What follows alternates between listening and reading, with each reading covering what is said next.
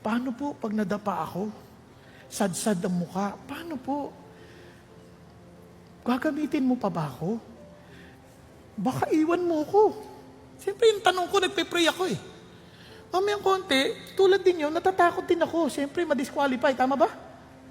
Andiyan pa ba kayo? So bilang pastor, hindi naman ako perfect eh. Tao din ako. May mga tanong din ako sa buhay ko na baka mamaya sumalpak na lang na patay paano ako. Tinanong ko, di mamayang konti, habang tanong ko yun sa Diyos, nagpe-pray, nagkaroon kami ng chance to converse with Josh McDowell. Josh yun eh. Ay, hindi. Joke lang. Tingnan ko lang kung nakikinig pa kayo. Diba? Si Josh, ito na. Nagkwento ba naman? Sabi niya, you know what? You be very careful in expressing your disagreements or with your feelings towards sin. Be very careful. Always be gracious. So biglang sinukwento niya.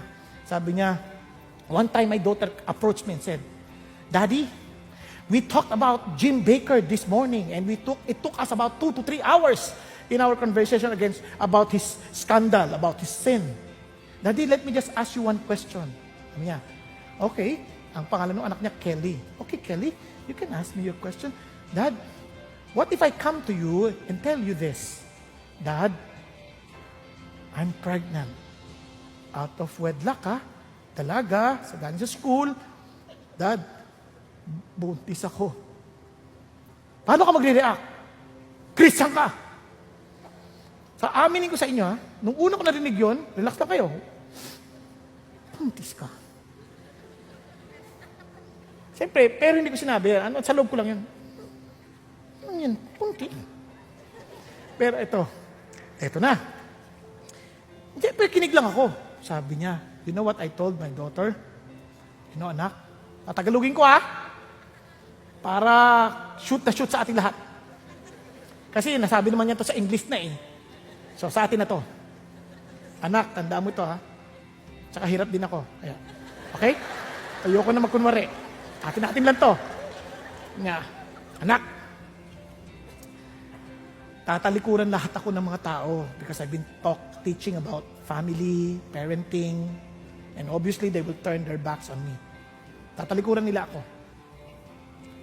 Hindi nila bibili ng mga aklat na sinulat ko. Hindi nila papasahin yan. Anak, hindi na sila makikinig sa akin.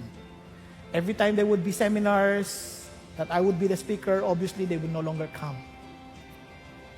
Pero anak, gusto ko sabihin to sa'yo. Kahit talikuran nila ako, hindi kita tatalikuran.